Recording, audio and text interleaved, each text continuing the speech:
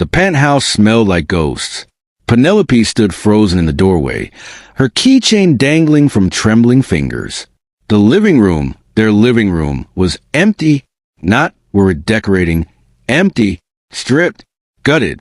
Even the scratches on a hardwood floor where Grayson's desk used to sit were gone, filled in like he'd erased himself with sandpaper and spite. Her phone buzzed. Instagram notification. Her thumb moved on autopilot. The photo loaded. Grayson's arm draped around Brielle's tan shoulders, turquoise water sparkling behind them. Bali. The caption read, "New beginnings with my soul's true mirror. Sometimes you find your person when you stop pretending." Penelope's knees hit the floor. The hoodie, his Stanford hoodie she'd stolen 1,000 times, lay crumpled by the baseboard like a shed skin. She crawled to it, pressed it against her face, and screamed into the fabric until her throat burned. But here's what Penelope didn't know yet. While she sobbed into cotton that still smelled like a cedar cologne, her phone lit up with a bank alert. $9 million. Deposited 3 hours ago into the joint account only she could access now. Hey, before we dive deeper, have you ever trusted someone so completely that losing them felt like losing your own heartbeat? Drop a comment below. And if you want to see how Penelope turns this devastation into the most savage chess game of her life, smash that like button and subscribe. You won't believe where this goes. Now, let me take you back. 6 months earlier, before the penthouse became a mausoleum, before Penelope learned that love could be a weapon. Georgetown. 3 a.m. rain hammered the windows of their Capitol Hill loft. Penelope's eyes burned from the twin monitors bathing her face in blue light. Code scrolled down the screen. Her baby, her masterpiece. The app that would change everything. Clarity, a mental health platform using AI to match therapists with patients based on trauma patterns. 3 venture capital firms were circling. The prototype launch was in 4 days. Warm hands settled on her shoulders. "You're doing that thing again," Grayson murmured, his thumb finding the knot in her neck. "The thing where you forget humans need sleep." "Can't." Her voice cracked. "The payment integration keeps glitching. If this demo crashes in front of those VC sharks." "It won't." He spun her chair around, crouching so their eyes met. His were hazel, flecked with gold that caught the monitor glow. "Because you're the smartest person I've ever met. And because I won't let you fail." She studied his face, the face she'd memorized across 3 years. Sharp jaw, he sometimes clenched when stressed. The tiny scar above his left eyebrow from a childhood bike crash he never talked about. That smile that made her forget she'd spent 17 years in the foster system, believing she was fundamentally unlovable. "You hungry?" He didn't wait for an answer. Heading to the kitchen. 30 seconds later. The hiss of the espresso machine, the pop of their ancient toaster. Penelope's chest tightened with something that scared her. The feeling that if this man ever left, she'd simply stop existing. Her eyes drifted to the locked mahogany box on the bookshelf. Inside, a faded Polaroid of 2 infants, twins maybe, one with a hospital bracelet reading "Baby Girl Winters." The social worker who'd given it to Penelope at age 12 said, "This was your sister. Born same night. She didn't make it past 3 months. I thought you want something." Penelope never opened that box anymore. What was the point of mourning a ghost? "Avocado toast with that weird chili oil you pretend to hate," Grayson announced, setting the plate beside her keyboard. He kissed the top of her head. 5 more minutes, then bed. Those VC guys don't care if you code it all night. They care if you can pitch without face planting. "Grayson?" She caught his wrist. "You know I love you, right? Like, not in a rom-com way. In a, you're the only person who ever made me feel real way." His expression flickered. Something unreadable, gone before she could name it. Then that smile returned, practiced and perfect. "I know, Penny. You're my anchor. I'd never leave you. Never." The lie tasted like honey on his tongue. 2 nights later, their favorite place. A tucked-away Italian spot in Alexandria where the owner, Mrs. Castellano, always slipped them free tiramisu. Brielle arrived late, breezing in with that effortless grace Penelope both admired and envied. Brielle Ashfordchin, Grayson's best friend since their Columbia MBA days, venture capitalist, and the kind of woman who wore Chanel to brunch and made it look casual. Sorry. Brielle kissed Grayson's cheek, then Penelope's. Got stuck on a call with our Singapore office. You know how crypto bros get when Bitcoin dips. She slid into the booth, all sleek black hair and sharp cheekbones. Penelope noticed the new Cartier bracelet. Must have been a good quarter.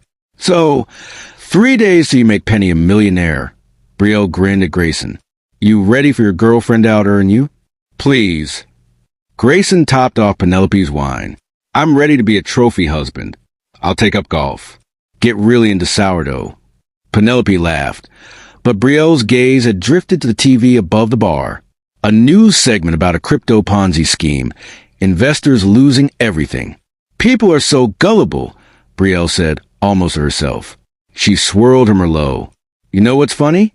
How easy it is to hide money. Offshore accounts, shell corporations, layered LLCs. If you understand the system, you can make millions vanish or appear, and no one asks questions. It's all about risk tolerance. Grayson chuckled. Since when are you teaching white-collar crime? I'm just saying. Brielle's eyes met Penelope's for a half second. Sharp, calculating. Financial systems have more holes than people think, especially when someone trusts you. The moment passed. Mrs. Castellano brought tiramisu, and the conversation shifted to Grayson's fantasy football league.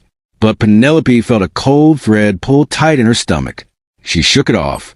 Brielle was brilliant, a little ruthless maybe, but harmless, right? The demo presentation happened in a glass tower overlooking the Potomac. Penelope nailed it. The lead investor, a silver-haired woman from Vanguard Ventures, smiled like a shark tasting blood. We're prepared to offer $7 million for 30% equity, but we need exclusivity. No other platforms, no side projects. This is your universe now, Ms. Winters. Penelope's hand shook signing the term sheet. Grayson squeezed her knee under the table. That night, they celebrated at the loft with cheap champagne and expensive takeout. He made love to her slowly, whispering promises about the future. The house in Charleston they'd buy, the kids they'd name after constellations, the life they'd build where no one could hurt her again. She fell asleep believing every word. 3 weeks later, Penelope flew to Austin for a last-minute investor meeting, supposed to be 2 days. She finished early, caught a red-eye home, wanted to surprise Grayson with croissants from that bakery he loved. She opened the loft door at 6 a.m. Silence. Not morning silence. Absent silence. The couch gone. The TV gone. Grayson's desk, his books, his stupid collection of vintage maps, erased. Her stuff remained, but rearranged like someone had played Tetris with her life and removed all the pieces that mattered. Penelope's purse hit the floor. She ran to the bedroom. His side of the closet gaped open, empty hangers swaying. The bathroom, his toothbrush, his razor, his contact solution, vanished. On the kitchen counter, a single post-it note. I'm sorry. I needed something real. Gee. Her phone. Trembling hands. Instagram. The photo felt like swallowing glass. Grayson and Brielle on a Balinese beach at sunset. Her head on his shoulder, his lips in her hair. Posted 4 hours ago. The comments were an avalanche of congratulations. At Tiffany_Lux_, finally, you two make so much sense. At Derek_Hale92, about time, bro. She's your league. At Brielle_Ashford, when you know, you know. Penelope's vision tunneled. She dropped the phone, stumbled to their bed, her bed now, and collapsed. The sobs came from somewhere primal, animal. She clutched his Stanford hoodie, the only thing he'd left behind, and screamed into it until her voice cracked into nothing. Hours blurred. At some point, her phone buzzed. Capital One alert. Deposit of $9 million to account 7823. Available balance. $9,004,337.12. Penelope stared at the screen, numb. The joint account Grayson had insisted on opening for our future. The one the VC firm had accidentally wired the full investment to instead of the business account. The one only she could access because of some paperwork glitch Grayson said he'd fix later. $9 million. He'd left her, abandoned her, taken the woman who knew all Penelope's secrets and weaknesses. But he'd also left her a fortune. Penelope's tears stopped. Something else ignited behind her ribs. Something cold and sharp and utterly new. She opened her laptop. Dr. Ramona Vega's office in DuPont Circle smelled like lavender and old leather. Penelope sat on the cognac couch, shredding a tissue. "You're allowed to be angry," Dr. Vega said gently. 60s, silver bob, eyes that miss nothing. Betrayal trauma is real, especially when someone weaponizes your attachment wounds. He knew. Penelope's voice was dust. He knew my biggest fear was abandonment. Knew I was orphaned at 3, bounced through 7 foster homes. Knew I had nightmares about waking up alone. And he used that, picked the one thing that would destroy me and did it anyway. What do you want to do with that anger? Penelope looked up. Is it wrong that I want him to hurt the way I'm hurting? Dr. Vega tilted her head. That's human. Acting on it is where we find our character. Penelope left the session with a prescription for sleeping pills she wouldn't take and a thought she couldn't shake. What if I didn't just survive this? What if I won? She hired a private investigator. Not some sketchy guy from Craigslist. Dominic Reeves, ex-FBI, recommended by a lawyer friend. 50-something, gray temples. The kind of steady presence that made you believe in competence. They met at a coffee shop in Logan Circle. I need to know where they are, Penelope said. What they're doing. If they're spending my money. Dominic slid a folder across the table. Already started. Your boyfriend and Ms. Ashford flew to Bali. Stayed 4 days at a resort that cost $12,000 a night. Then Singapore. Then Monaco. He tapped a photo. Grayson and Brielle at a casino. Her laughing, him looking tense. Monaco. Penelope repeated. Gets better. Brielle's been making moves. Opened 3 offshore accounts in the Caymans. Incorporated 2 LLCs in Delaware. She's good at hiding money trails. Almost like she's done this before. What do you mean, before? Dominic pulled out another photo. Older. Brielle. Maybe 5 years younger. Standing with an elderly man in a tuxedo. That's Harrison Chun. Venture capitalist. Built a $200 million empire. Also Brielle's mentor. Maybe father figure. 6 years ago, he declared bankruptcy after a series of bad investments. Brielle was his protege. She walked away clean, started her own firm with mysterious seed money. Chin died broke and alone 2 years later. Penelope's pulse hammered. You think I think Brielle Ashford is very good at extracting value from people who trust her, and your boyfriend just handed her access to $9 million he thought he controlled. Penelope spent 3 days locked in the loft, building a plan. She liquidated assets, sold her car, her grandmother's ring, everything that tied her to the old life. She hired a hacker, college kid named Zephyr. Pronouns they slashed them, brilliant and morally flexible. I need a new identity. Penelope said over encrypted chat. Airtight. Backstory, social media history, financial trail. Someone who'd fit into Monaco's elite circles. Budget, $50,000. Done. Give me 72 hours. She became Sophia Vance. Tech heiress. Family money from a pharmaceutical empire. Recently divorced and looking to invest in European ventures. Sophia had an Instagram full of charity galas and yacht parties all doctored. A LinkedIn with glowing recommendations. Even a Wikipedia stub. Penelope studied Sophia's face in the mirror. Platinum blonde wig, green contacts, subtly different makeup that sharpened her cheekbones. She practiced the accent, mid-Atlantic, cultured, bored. The woman staring back wasn't Penelope Winters. Foster kid who still flinched at loud noises. This was someone who didn't flinch at all. Monaco in October was all super yachts and old money. Sophia Vance arrived with 2 suitcases and a mission. She checked into the Hotel de Paris, tipped extravagantly, and started showing up at the right places. The Casino de Monte Carlo, private art viewings, a blockchain conference at the Fairmont. It took 6 days to engineer the coincidence. A rooftop party overlooking the Mediterranean. Penelope, Sophia, wore a scarlet dress that cost more than her first car. She nursed champagne, scanning faces.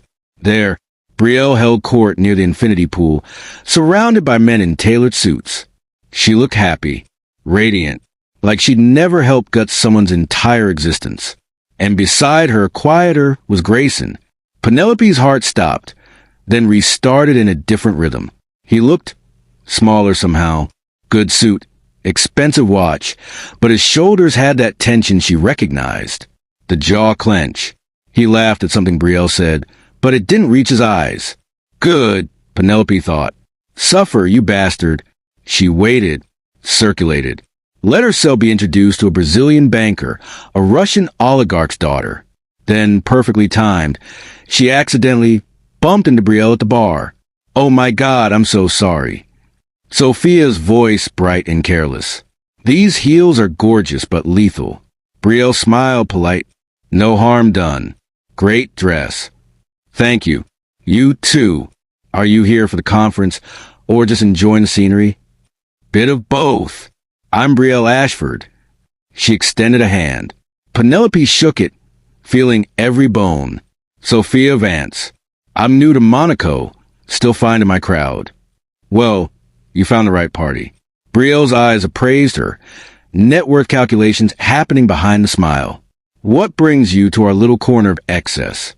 Investment opportunities, and escaping a very bad divorce. Sophia laughed, self-deprecating. Turns out my ex preferred his assistant. Cliché, right? Something flickered in Brielle's expression. Sympathy or recognition of a useful weakness. Men are predictable, Brielle said. But money isn't. You should meet some of my associates. We're always looking for smart capital. Hook, line, sinker. Over the next 3 weeks, Sophia became indispensable. She invested small amounts, testing trust, in Brielle's ventures, joined their dinners, their yacht outings, laughed at Grayson's jokes without ever quite meeting his eyes. She watched them. Grayson talked big about the startup he was launching, about disrupting fintech. But Penelope noticed the cracks. How Brielle interrupted him. How she made decisions without asking his opinion. How, during a dinner debate about cryptocurrency regulation, Brielle casually mentioned a legal loophole and said, people sign away their futures without reading the fine print. While staring directly at Grayson, he flinched. And once, at a party on a yacht anchored off nice, Penelope saw Brielle unlock Grayson's phone. He was drunk, laughing with some German investors. Brielle picked up his phone from the table, typed in the passcode like she'd done it 1,000 times, scrolled through messages, then set it down. The gesture was casual, possessive. Penelope filed it away. The breakthrough came during a late-night conversation on Brielle's apartment balcony. Just the two of them, city lights glittering below. Brielle had drunk enough wine to get confessional. Can I tell you something, Sophia? Her voice was soft. Sometimes I think people are just resources. Like, we pretend relationships are about love or loyalty, but really, everyone's calculating value. Who can give you what? And the smart ones admit it. Penelope, Sophia, tilted her head. That's dark. It's honest. Brielle swirled her glass. Take Grayson. Sweet guy. Decent in bed. But he's a follower. He needs someone to tell him he's special. I give him that, and in return, he gives me... She trailed off, smiling. Well, let's just say I'm good at seeing opportunities others miss. Like what? Brielle's eyes gleamed. His ex-girlfriend, total mess, apparently. Built some little app, got venture funding. Grayson was on the account paperwork. When we left, he thought he could access the money remotely, funnel it into our projects. But turns out, she laughed, the account was only in her name due to some banking error. Poor baby didn't realize until we were already gone. Penelope's nails dug into her palm. So you got nothing? Oh, we're fine. I have other revenue streams. But it's funny, right? He left thinking he was a mastermind, and he's just another guy who overestimated himself. Brielle leaned closer. Between you and me, I think he regrets it. Misses her validation. He mentioned her name last week in his sleep. Every muscle in Penelope's body screamed to lunge, to claw, to hurt. Instead, Sophia laughed lightly. Men always want what they can't have. Exactly. Brielle clinked their glasses. You get it. Penelope barely slept that night. She lay in her hotel room, staring at the ceiling, Brielle's words echoing. He mentioned her name in his sleep. The old Penelope would have cried, would have wondered if maybe, possibly, there was still something salvageable. The new Penelope, the one who'd spent 6 weeks becoming someone else, knew better. Regret wasn't love. It was ego. Grayson didn't miss her. He missed a version of herself she'd given him. The girl who thought he hung the moon, who made him feel smarter and stronger and necessary. He missed his mirror. Fine, she'd give him one. But this time, the reflection would cut. 2 days later, Penelope made her move. A gallery opening in Monte Carlo. Obscure contemporary artist. The kind of event where people pretended to understand abstract sculptures while networking. Penelope wore emerald silk, hair swept up, looking like money and mystery. Grayson was there, alone. She watched him from across the room, nursing whiskey, studying a painting of fractured glass with an expression that looked almost lost. Penelope approached, timing it perfectly. She stumbled slightly on her heel, practice believable, and bumped his shoulder. God, sorry. Sophia's laugh, embarrassed. I swear these floors are conspiring against me. Grayson turned. His eyes went wide. For a second, just a flicker, she saw recognition. His brain doing backflips, trying to place her. The shape of her mouth. The way she tilted her head. Then it passed. Because Sophia Vance was blonde and polished and confident, and Penelope Winters had been brunette and brilliant and his. No problem at all, he said, that smile sliding into place. The one she used to love. Sophia, right? We met at Brielle's party. Good memory. She extended her hand. He shook it, holding on a beat too long. You're Grayson, the fintech disruptor. He laughed, self-deprecating. Is that what Brielle's calling it? I'm trying. It's slow going. Starting over always is. She let sympathy color her voice. I know the feeling. Fresh starts are terrifying. Yeah. Something vulnerable crossed his face. You seem like you have it all figured out. Smoke and mirrors. Penelope, Sophia, gestured to bar. Buy me a drink, and I'll tell you how spectacularly I'm faking it. They talked for 2 hours. She let him lead, asking questions that made him feel interesting.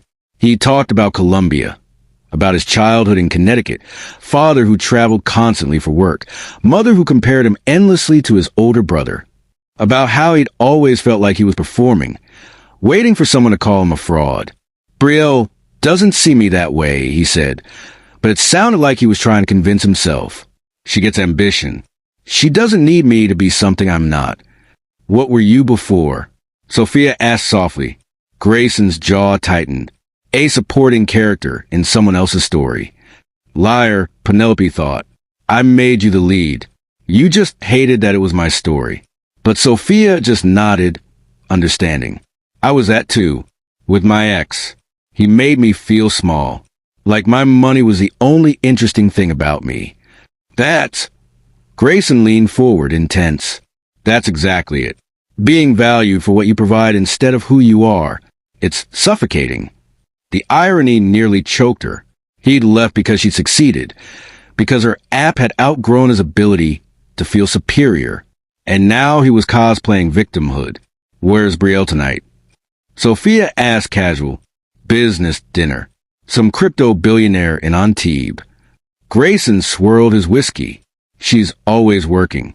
I respect it, but sometimes I wonder if she'd even notice if I wasn't there. Bingo. Penelope let the silence stretch, just long enough. Then, can I be honest? You seem sad. And I don't think it's about fintech. Grayson's laugh was bitter. You're perceptive. I'm a good listener. He looked at her, really looked, and Penelope saw the exact moment he decided to confess. I left someone, he said quietly, 6 months ago. She was... God, she was everything. Brilliant, driven.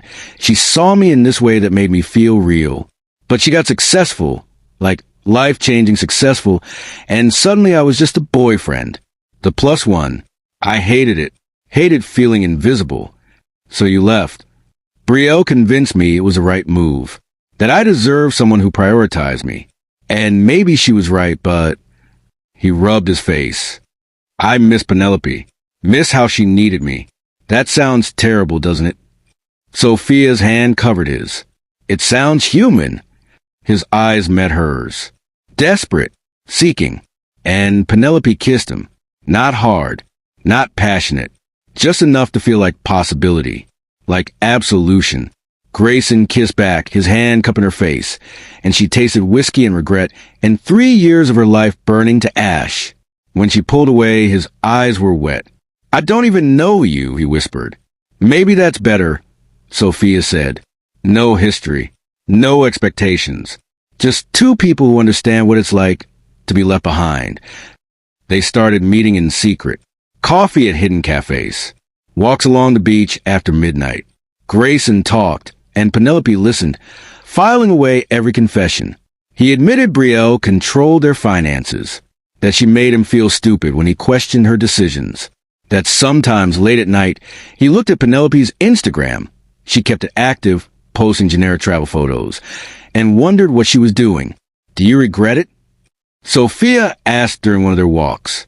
Every day, Grayson said, but I can't go back. She'd never forgive me. And honestly, I don't deserve forgiveness. I knew her biggest fear was abandonment, and I just left. No explanation. I'm a coward. Penelope wanted to scream, wanted to rip off the wig and watch him crumble. Instead, Sophia squeezed his hand. People make mistakes. It doesn't mean you can't change. What if I told you? Grayson stopped walking. That I think I know who you really are? Penelope's blood froze. What do you mean? His smile was sad. The way you listen. The questions you ask. You remind me of her. Of Penelope. And I keep thinking, what if the universe gave me a second chance? What if I could prove I'm better than the worst thing I've done? This was it. The moment. Penelope could end it. Reveal herself. Destroy him. But something stopped her. Because Grayson was looking at her with hope, and beneath the anger, beneath the betrayal, a tiny part of her still remembered loving him. If I were her, Sophia said carefully, what would you say? That I'm sorry. That leaving the way I did was cruel. That I let my ego and Brielle's ambition convince me I wanted something I didn't. He took both her hands. That if she gave me one more chance, I'd spend the rest of my life proving I chose her. Really chose her. Penelope's throat burned. And Brielle, she managed. I'd leave her. Partner with you instead. Sophia, Penelope, whoever you are, because I see you, and I think you see me. The lie was so beautiful, it almost worked. Almost. Penelope went back to her hotel and threw up, not from emotion, from clarity. Grayson's confession wasn't about love. It was about control. He'd left Penelope when she'd outgrown his narrative, and now he wanted Sophia. Because she represented a blank slate he could shape. He didn't want a partner. He wanted a worshiper. She called Dominic. I need everything on Brielle. Bank records, communication logs, every skeleton in her designer closet. Already digging, Dominic said. But Penelope, be careful. I've been tracking her movements. She's not just smart. She's dangerous. 3 people who crossed her professionally ended up bankrupt or worse. And there's something else. What? She's been looking into you.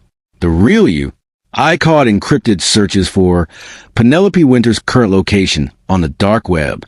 She knows something's wrong. Ice slid down Penelope's spine. How long do I have?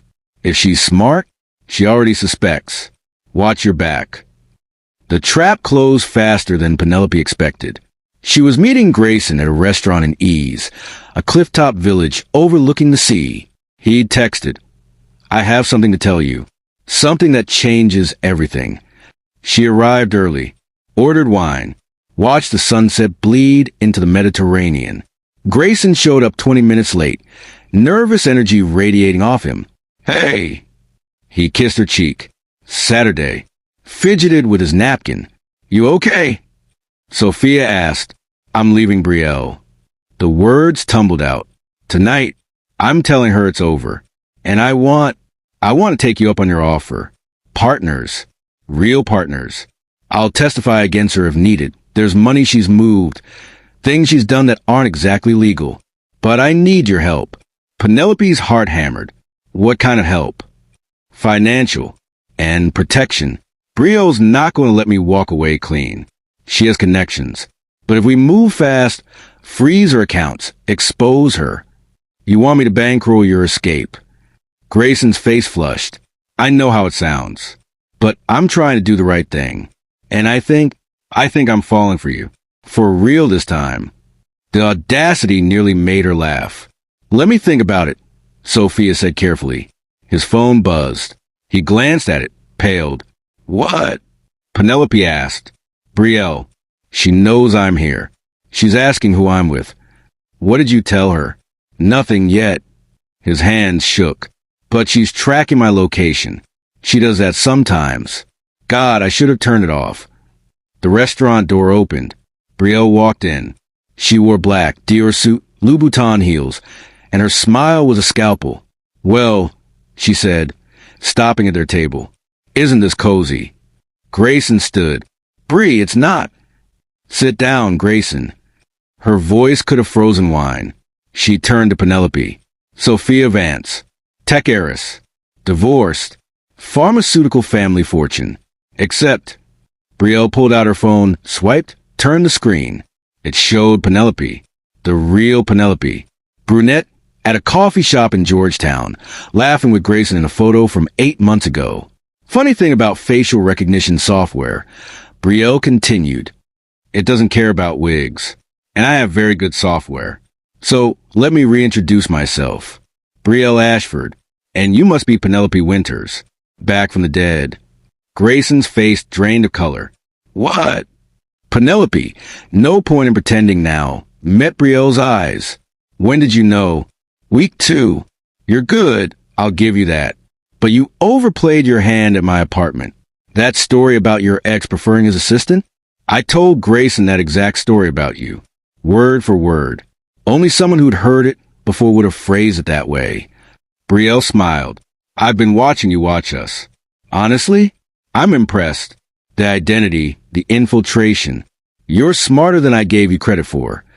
Grayson stood, shaking. Penelope, she pulled off the wig. Green contacts next. Became herself. Hi, Grayson, she said. Miss me? His face cycled through shock, horror, something that might have been relief. I don't, how? Sit down, both of you, Brielle ordered. We're going to have a conversation about what happens next. They moved to Brielle's apartment. Penthouse overlooking Monaco Harbor, minimalist and cold. Penelope sat on a leather couch. Grayson paced. Brielle poured bourbon, like she was hosting a book club. Here's the situation. Brielle began. Penelope has $9 million in an account Grayson thought he'd control. Grayson just offered to betray me for a cut and a new girlfriend. And I spent 6 months building infrastructure to move that money the moment we get access. She sipped her drink. Questions. You knew about the money? Grayson's voice cracked. Of course I knew. Why do you think I suggested we leave together? I needed you on the account paperwork to make the eventual transfer legal. But Penelope's smarter than we thought. She locked the account down. So plan B. Wait for her to surface, leverage her emotional attachment to you, manipulate her into giving access willingly. Penelope laughed, cold and sharp. Except I was never going to give you anything. No, Brielle agreed. But I figured you'd do something stupid. Revenge, maybe. Try to ruin us. Which is why I've been documenting everything. Your fake identity. Fraud. Your hacking of our accounts. Cybercrime. I have enough to put you away for 5 years. She set down her glass. So here's my offer. You transfer $7 million to my offshore accounts. Keep 2 for yourself. Walk away. Or I go to Interpol and you lose everything, including your freedom. Silence. Grayson stared between them. Brielle, you can't. Shut up, Grayson. Brielle didn't even look at him. This is business.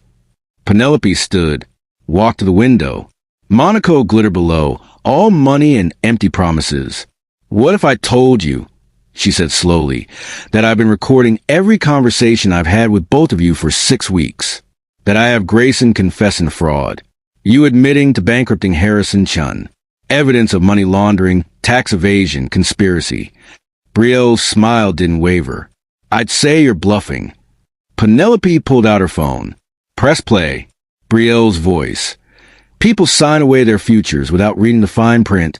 Harrison was easy. Trusting.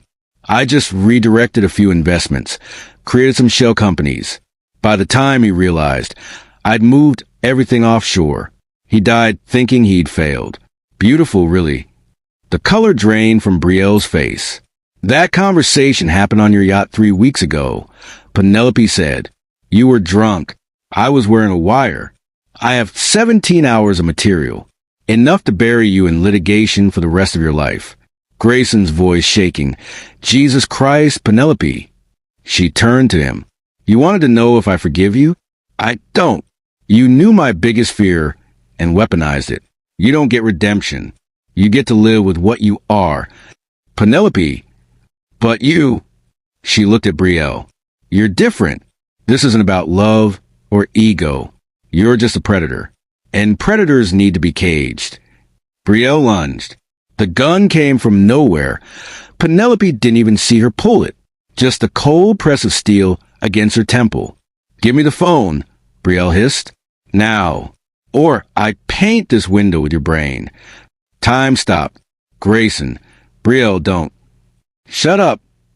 Brielle's hand shook. She's ruining everything. Everything I built. I'm not going to prison because some foster kid couldn't handle being dumped.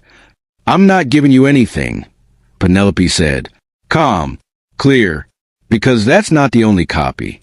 And because in about 90 seconds, the Monaco police are going to walk through that door. You're lying. Am I? Penelope smiled. Check your security camera feed. The one outside your building. Brielle didn't move. Grayson pulled out his phone. Pulled up the building's app. His face went white. There are 4 cars outside, he whispered. Police. They're coming in. I called them an hour ago, Penelope said. Gave them everything. Told them you'd threaten me. That I feared for my life. They're very interested in talking to you about Harrison Chun. The gun wavered.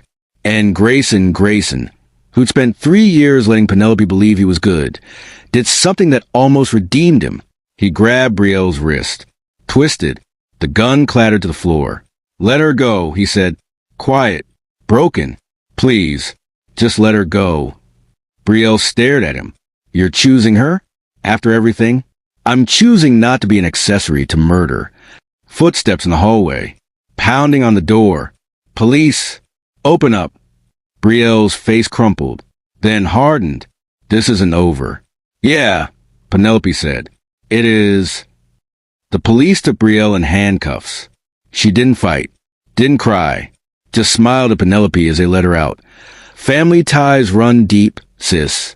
We'll see each other again. The words didn't make sense. Penelope was too numb to process them. Grayson stood in the apartment, empty and small. I'm sorry, he said. For all of it. You deserve better. I know, Penelope said. Will you ever forgive me? She looked at him. Really looked. Saw the boy who'd been so terrified of being invisible that he'd torched the one person who truly saw him. Maybe someday, she lied. But not today. She left him there. Penelope flew back to D.C. 2 days later. She donated $5 million to organizations supporting foster kids and women in tech. Kept the rest for her app. Clarity launched 3 months later to rave reviews. She went to therapy. Started dating again. Learned to sleep without nightmares. Life moved forward. 6 months after Monaco, Penelope's doorbell rang. She opened it to find a package. No return address. Inside, a letter and a photograph. The photo was old, faded. 2 infant girls in a hospital nursery, both with hospital bracelets. One read, Baby Girl Winters Twin A. The other, Baby Girl Winters Twin B. The letter, Dear Penelope, by now you've realized we're not done. Family is complicated. Our birth mother gave us up, you to foster care, me to a private adoption to the Chun family. They renamed me, gave me a life. Harrison Chun was my adoptive father. The man I bankrupted wasn't random. He was cruel, abusive. I took what was mine. When I met Grayson at Columbia, I didn't know who you were. But when he mentioned his girlfriend, brilliant orphan foster system, I did research. Saw your face. Our face. Uncle told you. Instead, I tested you. Wanted to see if you were worthy of the blood we share. And sister? You passed. I'm in prison now, yes. But I have resources. Friends. And when I get out, 18 months, maybe less, we're gonna have a conversation about what family means. See you soon. Brielle. Penelope's hand shook. She walked to her closet, pulled down the mahogany box she'd locked away years ago, opened it. The Polaroid inside showed the same two babies, the same bracelets. The social worker had lied. Her twin hadn't died. She'd been Brielle all along. Penelope sat on her floor, staring at the photo as the past and present collided. The phone rang. Unknown number. She answered. Hello, sister. Brielle's voice, smooth as poison. We have so much to catch up on. Penelope hung up. Then she called Dominic. I need you to find me everything, she said. Birth records, adoption papers, every truth they hid. Because this isn't over. What isn't over? Dominic asked. Penelope looked at the photo. Two infants, separated by lies and systems and cruelty. Everything, she whispered. Outside, Monaco's lights glittered in her memory. Grayson's betrayal felt small now, manageable, because the real story, the one written in blood and DNA, was just beginning. And this time, Penelope wasn't running. She was ready. Holy, freaking, twist. Right. Did you see that coming? Brielle is Penelope's twin? And she's coming back? This story just went from revenge drama to family saga, and I am here for it. Okay, real talk. If you want to see part 3, where Penelope uncovers the truth about why they were separated and what Brielle's really planning, you need to demolish that like button. I'm talking 5,000 likes minimum. Comment twin twist if your mind is blown right now. Subscribe and hit that notification bell, because when part 2 drops, it's going to answer every question and leave you speechless. Who do you think is telling the truth, Penelope or Brielle? Was Brielle testing her sister, or is this just another manipulation? Drop your theories below. This is the kind of story that stays with you. Share it with someone who loves plot twists. Let's get this video to 100,000 views and show YouTube what a real story looks like. I'll see you in part 2. Don't miss it.